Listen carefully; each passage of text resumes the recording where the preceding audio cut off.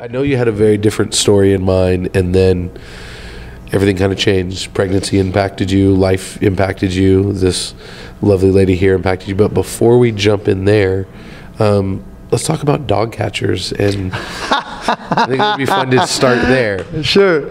Well, you know, it's funny. That's not the first time we worked together. No, it's not. Oh. She was a supporting actor in my first feature, which is called Harold Buttleman, Daredevil Stuntman, with John Hawkes. And John introduced us, and she plays Ronnie, the bartender, in that. And we were just talking about this earlier, but I feel like Ronnie had some of the sort of innocence and Arrested Development qualities that Gabby has, so that might have been part of the inspiration, you know, for that. Then Dog Catchers was a short I was doing, it was like 10 years later, about zombie, you know, catchers, like workers, city workers who have to go round up zombies, you know, like dog catchers. And I'd written the part, both parts were male. And I don't remember the inspiration, but it occurred to me to cast Rusty as one of them, and so I sent it to her, and I think it's so much better for that. And when she read it, she came back and she said, I don't know if I can do it. And I realized we were talking about two different characters, because there is a female, like a small female role in it. I said, no, I want you for the main character. And she was like, oh, okay. And I thought she was amazing. Thank you. Covered in blood and working in 99-degree weather, as I remember. Yeah, it was two redheads working in 99-degree weather. Good times, yeah. But so then let's speed up to this with jumping back into a feature, having another idea like that. How did your wife's pregnancy impact structuring the story and changing it a little bit? In a good way. I mean, well, first of all, initially, when my wife got pregnant, I thought we weren't going to be able to finish it, because it's such an intensive thing. I hadn't met Becca yet. I was working with a different producer at the time who felt the movie had to have a much higher budget than she thought we could raise, and that I thought we could raise. And it seemed, once there was this timetable, because I knew having a baby in the house, it would make it so much harder to make an independent film. Like, just getting totally sucked into the process of independent filmmaking. It didn't seem realistic once we had a child, at least not right away. And there was a timetable, because we had shot the first act in Chicago. I had only written the first 20 pages when I went back to Chicago and filmed in the dead of winter. And so we had that stuff. And so the longer we waited, on the one hand, it was great to have that in the can, and on the other hand, there was this pressure, because the longer we waited, the more tension there was that the thing could sort of fall apart due to entropy, you know? It'd be too long, Rusty would have to change her hair for a role or something like that, and it wouldn't match. Which happens, you know?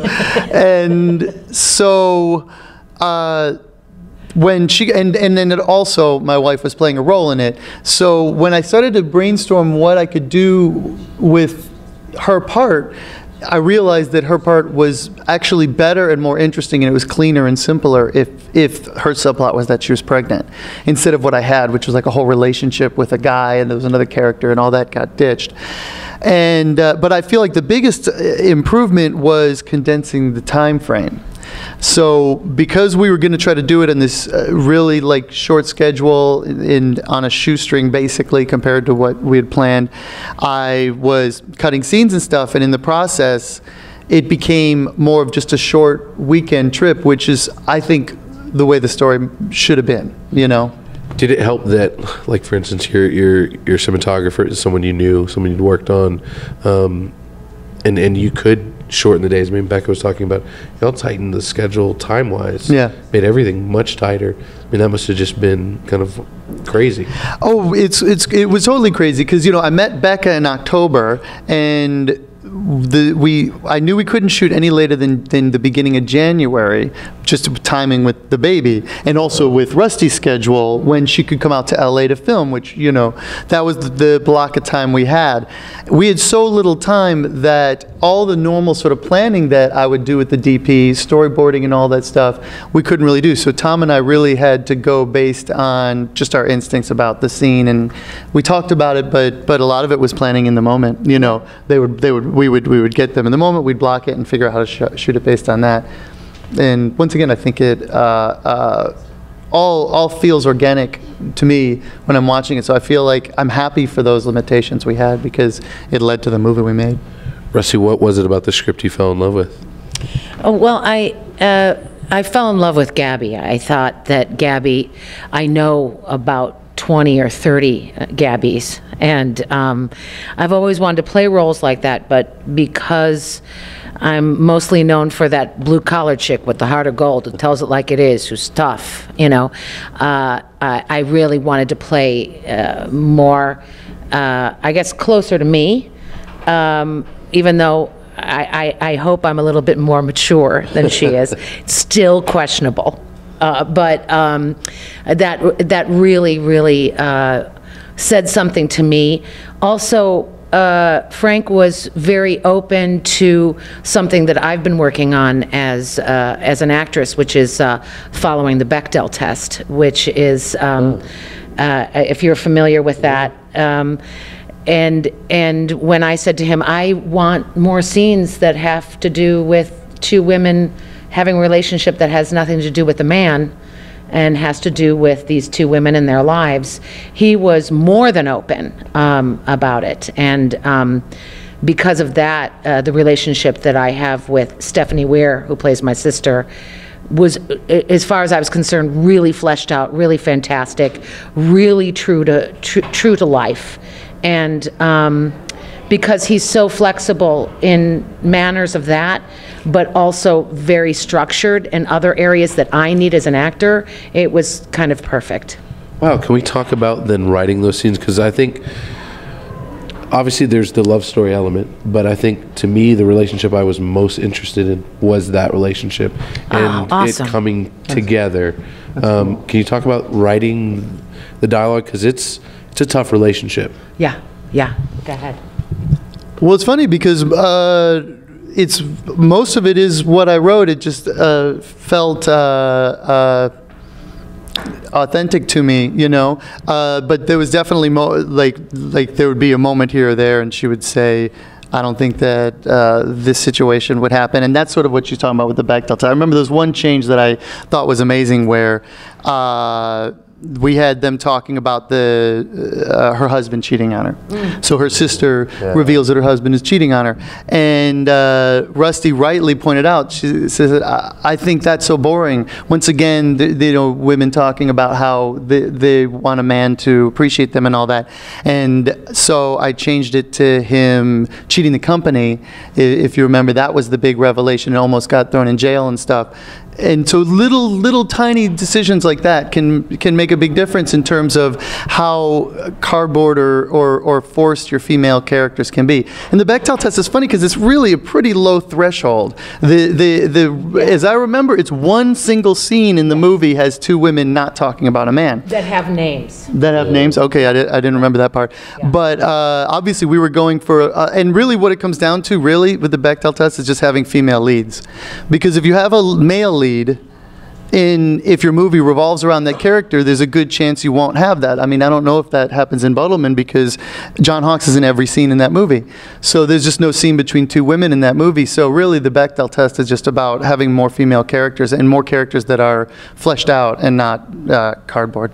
Can y'all talk about bringing Stephanie on board? I'd love to know how she became. Oh, sure. Well, that was because Stephanie Weir, you're talking about, who from Mad TV.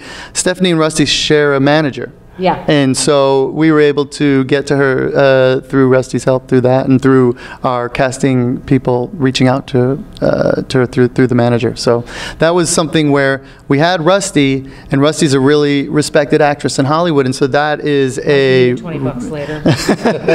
Well, I'm just saying for indie filmmakers in a position like ours, that's a resource you should really draw on because it's hard. If you have a movie that's a super low budget movie, you can't get the actors you necessarily want because you just can't make the offer that they're used to getting. You need to have something else to entice them. And it was Susan Paley Abramson, the casting director, suggested look at Rusty's reps and who else do they represent, because those people are going to have a vested interest. And I think Susan specifically suggested Stephanie.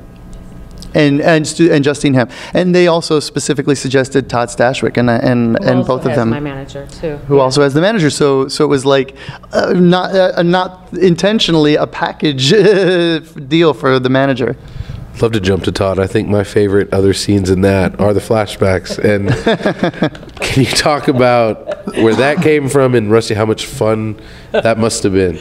Well, first of all, Todd is dreamy in every way.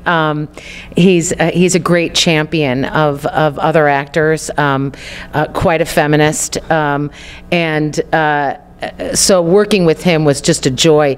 We had known each other but had never worked together, as I had never worked with Tim either, or Stephanie, but I had known all of them. And when they signed on, I was just thrilled because I knew that they were going to be fantastic. But Todd, his comedy chops are unbelievable. His timing is so impeccable that it was really hard to keep a straight face, especially in the motel scenes. Me laughing is really me laughing, but he's quite fantastic. He brings something that a twistedness that if I say it's strange, it's twisted but not quite scummy enough.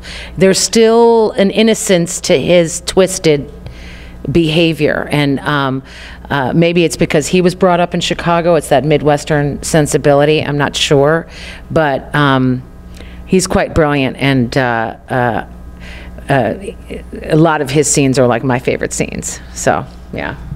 Yeah, I wanted that character, Vince, to be menacing and funny at the same time, and Todd just nails that in my mind. He said on social media recently that he has resting villain face, and but he's a really funny guy, so that contrast sold it, you know.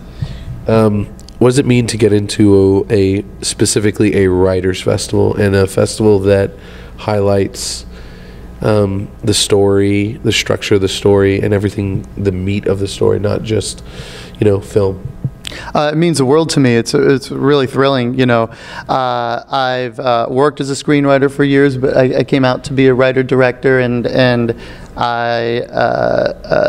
for the film to be put in a festival like this that I've known for so long, I have so many friends who are writers that Austin Film Festival has been sort of pivotal for them in their careers. So it's really exciting for me to be here, and they've treated us so well. They've been amazing. I've got to jump into so as far as the script and in particular the sex talk, how much of that is on the script, and how much maybe came from just a little fun? Well, that whole montage was improvised. And that's actually featured in the trailer. Part of it is featured in the trailer. So all that was us just playing in the room. The dialogue between the characters was all scripted, and I mean, it's easy to research stuff now in the internet age. You can find YouTube videos of these calls. And so that was kind of where I went to learn, and reading articles written by women who've done it and men who've done it, who talk about what it was like from their perspective, and I was interested to try and capture that. That said, as you know, it's not really a movie about being a phone sex operator. It's more of just a catalyst. Yeah. Well, I think it helps us introduce so much of Rusty. It's wonderful. With that being said, I think that with his words and me finding as I called it, the sexy baby voice, I think that we were hoping it was going to work. We had a great time doing it, and I was really curious to see. I really wanted to see if I could do things that women do in the privacy of their own home that they never show anybody that they do. And so that's what we were trying to figure out when we were doing that montage. Right. Oh, well, that's the montage when she's talking to Martin and first getting to know him, and suddenly, you know, she has the first caller who's just chatty, and so you see her doing all this action. That's the one you're talking about, right? Yeah, Where, just all that kind of stuff, and that was amazing, all that business and stuff that she did. And like she said, a woman alone in a room plucks her, you know, hairs on her chin and all that stuff. You don't. You pluck chickens, you tweeze. Tweeze. You said that on set too, and then I forgot about it. Anyway, so that's what. Yeah, and then the montage of you doing the calls was improvised. The one after you're talking to Regina on the phone, we see you, and that you have the thesaurus and all of that, and that was just goofing around, you know. Yeah. What does it mean to have so much of your team here for world premiere? And I'd love that to kind of, it's got to be special. This is how you guys are gonna to open the film. Oh, it's great. You know, I wish we could have everybody, you know. Tim, unfortunately, is recovering still from